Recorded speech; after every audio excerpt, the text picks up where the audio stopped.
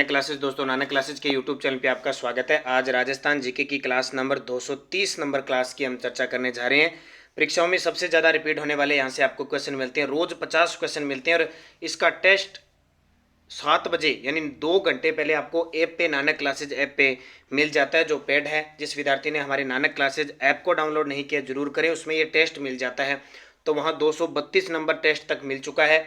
आज आपको टेस्ट नहीं मिला क्योंकि वहाँ पे आज सिर्फ साप्ताहिक जो सुबह करंट की क्लास होती है वो मिली, क्योंकि संडे के दिन राजस्थान जीके टेस्ट नहीं मिलता। तो यहाँ उसका सोल्यूशन मिल जाता है। स्टार्ट करें आज की क्लास।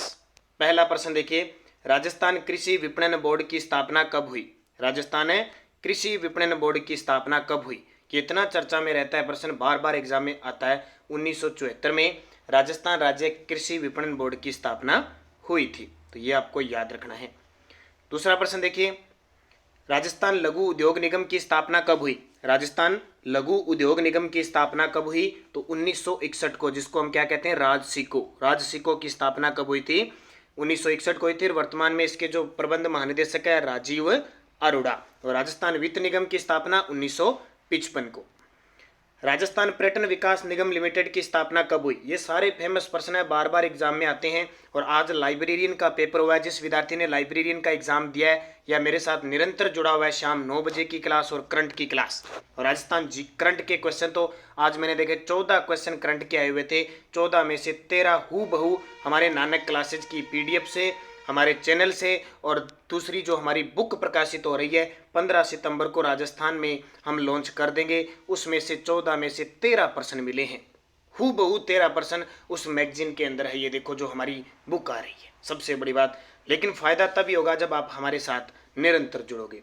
तो राजस्थान पर्यटन विकास निगम लिमिटेड की स्थापना कब हुई? 1979। और बता देता हूँ, ये जो 9 बजे की क्लास होती है टॉपिक वाइज क्लास होती है, लेकिन 229 और 230 नंबर जो क्लास है, ये क्लास क्या थी? मिक्स क्लास थी। उषा मंदिर कहाँ स्थित है जिसका निर्माण कन्नौज के महाराजा महिपाल की रानी चित्रलेखा ने करवाया था? उषा मंदिर कहाँ स्थित है जिसका निर्माण कन्नौज के महाराजा महिपाल की रानी चित्रलेखा ने करवाया था? तो यह है बयाना के अंदर। बयाना कहाँ पे है? भरतपुर के अंदर। और अभी एक क्वेश्चन आया था, कल जेईएन एग्रीकल्चर का पेपर हुआ था, उसमें आया था गंगा मंदिर कहाँ पे है?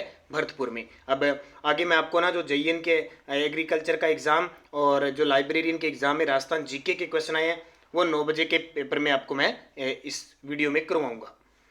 किस वर्ष केवलादेव को राष्ट्रीय उद्यान घोषित किया गया? केवलादेव घना पक्षी अभयारण्य जो भरतपुर के अंदर है, राष्ट्रीय उद्यान घोषित किया गया इसे 1981 में। और आपको पता है 1985 में इसे यूनेस्को की विश्व धरोहर सूची में भी शामिल किया गया था, और 1981 में ही इसे रामसर साइट घोषित किया गया था। राजस्थान का कौन सा क्षेत्र मध्यकाल में नील की खेती के लिए प्रसिद्ध था? राजस्थान का कौन सा क्षेत्र मध्यकाल में नील की खेती के लिए प्रसिद्ध था? तो वो था बयाना। बयाना कहाँ पे? भरतपुर में। जब बयाना का नाम आता है, एक चीज याद रखना, 16 फरवरी 1527 को राणा सांगा और बाबर के बीच युद्ध हुआ था, जिसमें राणा सांगा जीत गए थे। और बयाना के अंदर ही राजस्थान का सबसे प्राचीन विजय स्तंभ भी है। निम्न में से परंपरागत ऊर्जा स्रोत का उदाहरण नहीं है। मेरे साथ लगातार जुड़े हो। ऊर्जा संसाधन का मैंने 3 दिन तक आपको टॉपिक देकर पूरा क्लियर करवाया था। परंपरागत ऊर्जा स्रोत का मतलब जो परंपरा से आ रहे हैं, जैसे कोयला, खनिज तेल, अणु शक्ति, ये तीनों परंपरागत है। लेकिन जो ज्वारीय है, ये ज्वारीय क्या है? गैर परंपरागत है। ज्वारीय ऊर्जा होगी, पवन ऊर्जा होगी, सौर ऊर्जा, बायोमास, बायोगैस, ये सारी गैर परंपरागत है। कोयला आधारित कपूरडी व जालिपा योजना का संबंध किस जिले से है? कोयला आधारित कपूरडी व जालिपा योजना का संबंध है बाड़मेर से। कहाँ पे? ये कोयला आधारित है। ये निम्न में से नागौर जिले में कौन सी खान पर कोयला प्राप्त नहीं होता?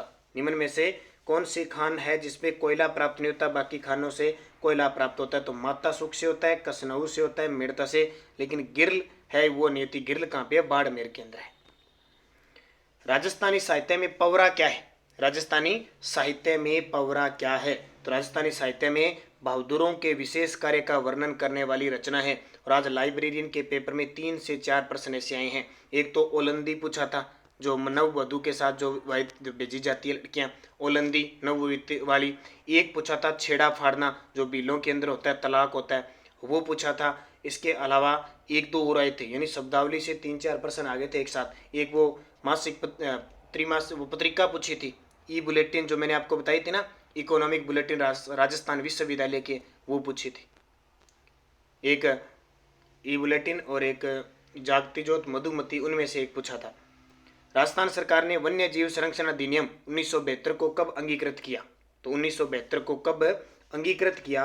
तो ये किया 1 सितंबर 1973 को। आज थोड़ी सी हो सकता है आवाज़ की आपको दिक्कत आ सकती है, क्योंकि 2 दिन मेरा जो लैपटॉप है वो ख़राब हो चुका है, तो मेंटेनेंस करवाने के लिए उसको दिया गया है, इसलिए मैं इसको बस आप कोशिश करना कि 2 दिन मेरे साथ कॉम्प्रोमाइज़ करा, जुड़ते रहना। मैं क्लास नहीं छोड़ रहा हूँ, कैसे ही हो आप तक पहुँचा रहा हूँ। स्वतंत्रता सेनानी हीरालाल शास्त्री किस जिले से थे? बड़ा ही फेमस नाम है, बड़े प्रसिद्ध क्रांतिकारी हीरालाल शास्त्री। जयपुर के जोबनेर में इनका जन्म हुआ था। हीरालाल शास्त्री हमारे राजस्थान के प्रथम मुख्यमंत्री थे। कौन है? हीरालाल शास्त्री। 1905 में जयपुर में वर्धमान पाठशाला की स्थापना किसने की? 1905 में जयपुर में वर्धमान पाठशाला की स्थापना की अर्जुनलाल सेठी। अर्जुनलाल सेठी को जयपुर में क्रांतिकारी गतिविधियां फैलाने का श्रेय जाता है। सबसे पहले इन्हें राजस्थान का दधीची कहते हैं, और इन्होंने ही कहा था, जब इन्हें जिलाधीश का पद दिया जा रहा था जयपुर के अंदर, तो इन्होंने कहा था कि अगर मैं सरकारी नौकरी करूंगा तो फिर अंग्रेजों को बाहर कौन निकालेगा। असुमेलित कीजिए, युद्धों के बारे में असुमेलित कीजिए। और ये आज लाइब्रेरियन के पेपर में क्वेश्चन आया था। सारंगपुर का युद्ध आया था, वहाँ एक शायद खतौली का युद्ध आया था, एक त्राइन का युद्ध आया था, एक गिरी सुमेल का युद्ध आया था। तो कंटिन्यू ये क्लास रखना। देखो 2 तो सीधे पड़े आपके सामने ऑप्शन। तो देखिए, सारंगपुर का युद्ध 1437 महाराणा कुंभा और महमूद खिलजी फर्स्ट के बीच, जिसमें कुंभा जीत गया। खतौली का युद्ध 1518, ये गलत है, 1517 के अंदर हुआ था। राणा सांगा और इब्राहिम लोदी के बीच, जिसमें सांगा जीते, तो ये असुमेलित हो गया।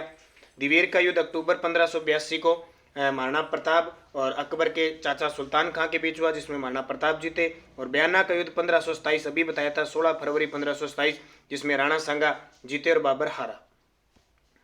प्रताप के संबंध में किसने कहा कि आल्पस पर्वत के समान अरावली में ऐसी कोई घाटी नहीं जो प्रताप के किसी वीर कार्य, उज्ज्वल विजय या उसके अधिक कीर्ति युक्त पराजय से पवित्र न हुई। उज्ज्वल थोड़ा सा मिस्टेक से लिखा गया, उज्ज्वल ऐसे लिखा जाता है, दोनों जय होते हैं वो आधे होते हैं। तो ये बात कर्नल जेम्स टोड ने कही थी। कौन सा सत्य है कूट है? देखो, जमनालाल बजाज ने 1927 में चरखा संघ की स्थापना की थी। याद रखना, आज के एग्जाम में एक क्वेश्चन आया था कि शायद आया था गांधी आश्रम की स्थापना, पता नहीं, इस प्रकार का एक क्वेश्चन आया था। अजमेर वाला था 1934 के आसपास, वो देख लेना। मैं आपको पूरा उसमें 50% आए हुए वो सारे बताऊंगा। तो देखिए, जयपुर राज्य में जमनालाल बजाज ने राय बहादुर की उपाधि लौटा दी थी, बिल्कुल, जो जलियांवाला बाग हत्याकांड हुआ था उसके चक्कर में। राजपूताना मध्य भारत सभा का 3रा अधिवेशन अजमेर में जमनालाल बजाज की अध्यक्षता में हुआ था। तीनों ही सही है। देखो दोबारा देख लो, क्योंकि प्रश्न वहाँ पेपर में ऐसा आ रहा है कि हमें याद है लेकिन उत्तर सही नहीं कर पा रहे हैं। जमनालाल बजाज ने 1927 में चरखा संघ की स्थापना की थी, बिल्कुल। जयपुर राज्य में जमनालाल बजाज ने राय बहादुर की उपाधि लौटा दी थी। और राजपूताना मध्य भारत का 3रा अधिवेशन अजमेर में जमनालाल बजाज की अध्यक्षता में हुआ। रतन रासो ग्रंथ के रचयिता कौन है? ग्रंथ बड़े आ रहे हैं पेपर में। रतन रासो ग्रंथ के लेखक है कुंभकर्ण। वधु की विदाई के समय गाया जाने वाला गीत क्या कहलाता है? वधु की जब विदाई होती है तो उस समय जो गीत गाया जाता है वो होता है कोयलड़ी।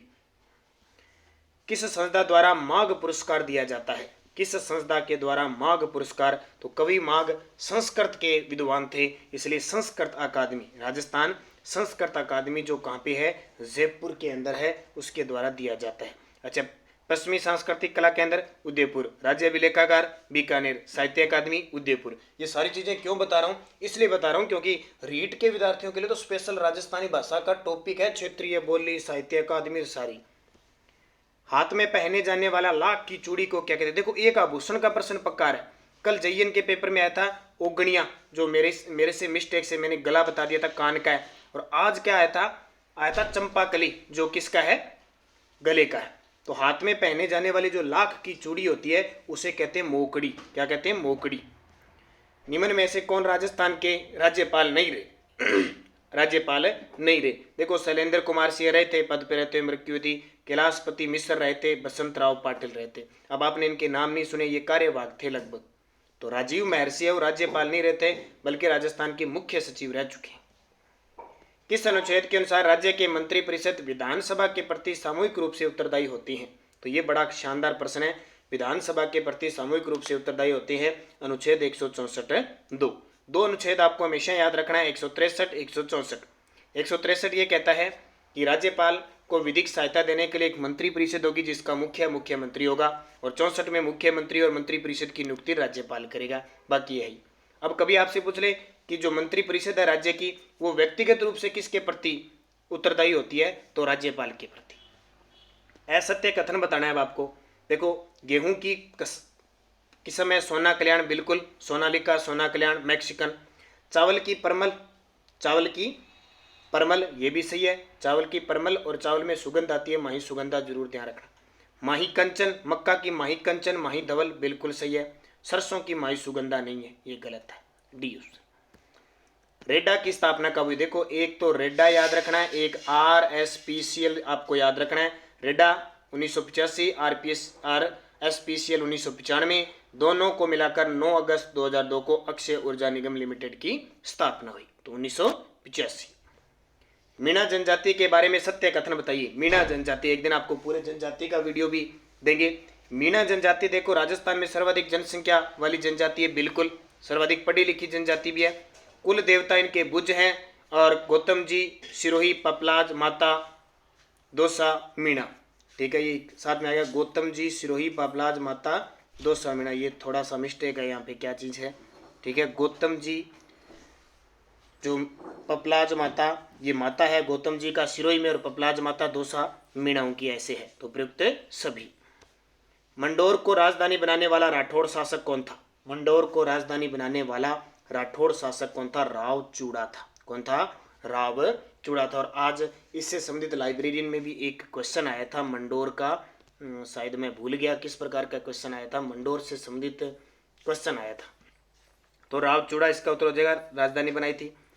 चौहान शासकों का सही कालक्रम, और अब की बार रीट का जो विद्यार्थी रीट लेवल फर्स्ट का हमारा नानक क्लासेज ऐप पे टेस्ट सीरीज ले रखी है, उनका दूसरा टेस्ट 12 तारीख को कल होगा, उसमें मारवाड़ के राठौड़ दे रखे हैं आपको। चौहान शासकों का सही कालक्रम बताइए, तो आजकल कई पर्सन डीपली भी आ रहे हैं। तो चौहान शासक में देखो अर्णोराज, उसके बाद में विग्रहराज और पृथ्वीराज तृतीय। अर्णोराज, विग्रहराज, ये क्रम बताना है इनको। जयपुर शासक स्वाई जयसिंह का जन्म कब हुआ? ये अभी एक पेपर हुआ था, पता नहीं किस एग्जाम का, एक सहकारी क्षेत्र का एग्जाम हुआ था, उसमें स्पेशल पूछ लिया था। तो जयपुर शासक स्वाई जयसिंह का जो जन्म हुआ था 1688 का हुआ था। पूछा था कि जब वो गद्दी पर बैठे इनकी आयु कितनी थी, क्योंकि 1699 में ये गद्दी पर बैठे थे, 11 वर्ष की आयु थी। स्वाई की उपाधि ने औरंगजेब ने दी थी। कथन 1, महाराणा प्रताप ने संकट काल में कृषि भवनों के विकास का प्रयास किया। कथन 2, इन विषयों पर उन्होंने विश्व वल्लभ जैसी पुस्तक भी लिखवाई थी। तो कथन 1 व 2 सही है, कथन 1 व कथन 2 की व्याख्या कर रहा है, बिल्कुल सही है। 1857 की क्रांति के समय जैसलमेर का शासक कौन था? तो उस समय जैसलमेर का शासक था रणजीत सिंह। कौन था? रणजीत सिंह। सरदार सिंह कहाँ के थे? सरदार सिंह उस समय थे बीकानेर के। प्राचीन समय में बाड़मेर जैसलमेर में चित्तौड़ क्षेत्र किस नाम से जाना जाता था? ये जो जैसलमेर का क्षेत्र है, बाड़मेर का, चित्तौड़ का क्षेत्र है, वो किस नाम से जाना जाता था? दुंगल नाम से जाना जाता था। शुष्क पश्चिमी राजस्थान के जिलों में कौन सी मृदा पाई जाती है? पिछले 2 दिनों में जयन का लाइब्रेरियन का पेपर हुआ, 4 क्वेश्चन आए मृदा के, तो अच्छे तरीके से पढ़ के जाना। शुष्क पश्चिमी राजस्थान में एंटीसोल प्रकार की मिट्टी पाई जाती है। राजस्थान वनों के लिए 12 मंडल बनाए गए हैं। राजस्थान में वनों के लिए 12 मंडल बनाए गए हैं, उसमें कौन सा शामिल नहीं है? तो बीकानेर कोई भी मंडल नहीं है। तो आज लाइब्रेरियन के एग्जाम में 2 क्वेश्चन संरक्षित क्षेत्र से आए हैं। मैं साफ बता रहा हूँ कहाँ कहाँ से क्वेश्चन आ रहे हैं, वैसे आप तैयारी करते रहो।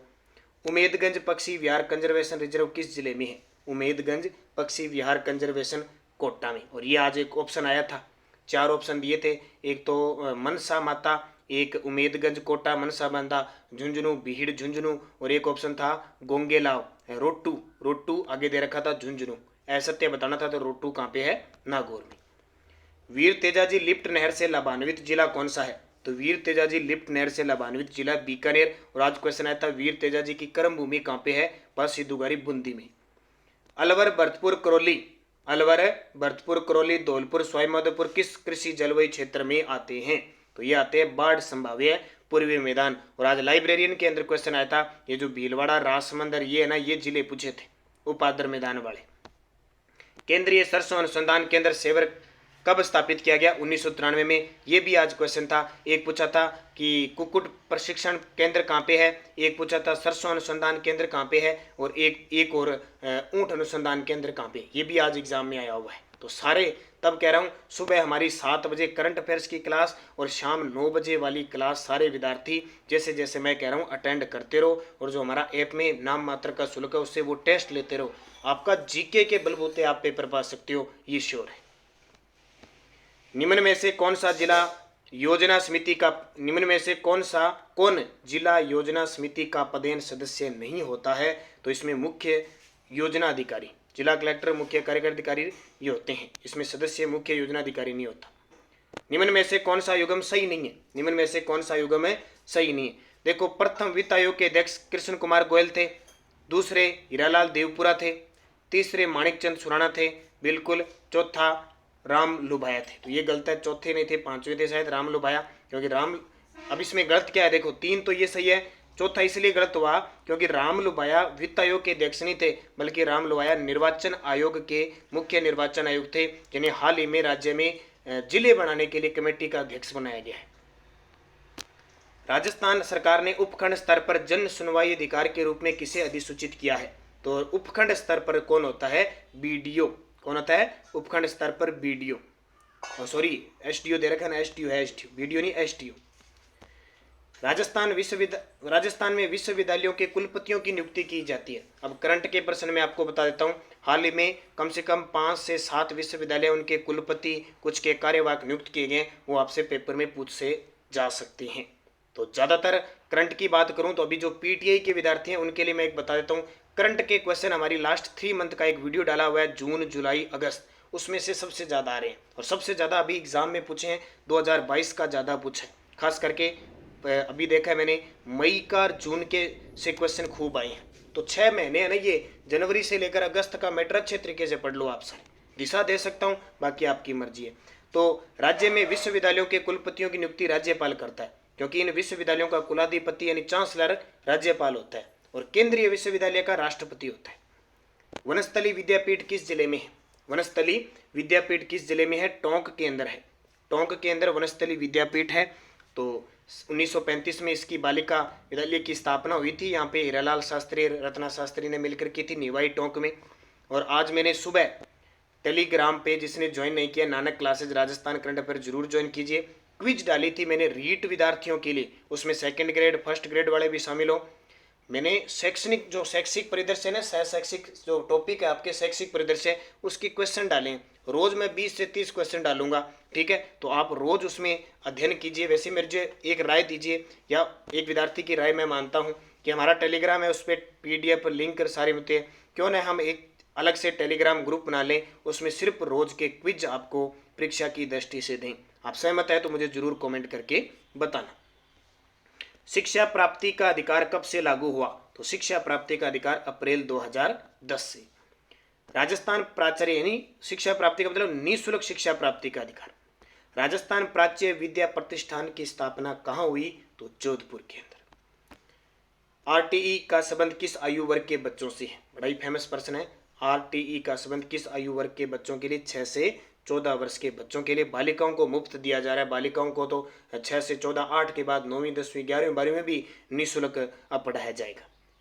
वर्तमान में उच्च प्राथमिक स्तर की पाठ्य पुस्तकों के लेखन का कार्य करने वाली संस्था कौन सी है? देखो, ये टीचर लेवल के सभी मैंने डाल दिए, SCERT, और ये क्वेश्चन आज मैंने, इनका मुख्यालय है उदयपुर में, क्वेश्चन पेपर में आज डाला था मैंने। डूंगरपुर को देश का प्रथम जनजाति बहुल संपूर्ण साक्षर जिला कब घोषित किया गया था? तो ये घोषित किया गया 1993। पहाड़ों की नगरी है डूंगरपुर। पंजाबी भाषा अकादमी किस जिले में है? पंजाबी भाषा अकादमी गंगानगर में है, 2006 में स्थापित हुई थी। और आज का अंतिम प्रश्न, विश्वविख्यात जैन विश्व भारती कहाँ स्थित है? विश्वविख्यात जैन विश्व भारती कहाँ स्थित है? लाडनू नागौर में। तो ये थे आपके 50 प्रश्न। निरंतर आप अध्ययन करें। आज 230 नंबर क्लास होगी। जो विद्यार्थी ऐप के अंदर टेस्ट दे रहे हैं वो 232 नंबर क्लास तक पहुंच चुके हैं। ये क्लासें मैं पूरी भरपाई करके और फिर कंटिन्यू रोज की 7 बजे टेस्ट, 9 बजे बराबर कर देंगे, क्योंकि 3-4 दिन मैंने क्लास नहीं ली, उस वजह से हम पीछे रह गए और आप आगे चलते रहे। तो निरंतर अध्ययन करें, अच्छे तरीके से पढ़ें, सफलता आपको जरूर मिलेगी। मन में ठान लेना है, विश्वास करना है और निरंतर चलते रहना है, तभी सफलता मिलेगी। ये सफलता का मूल मंत्र है, बाकी कोई चीजें आपके मायने नहीं रखती। धन्यवाद। जय हिंद, जय भारत।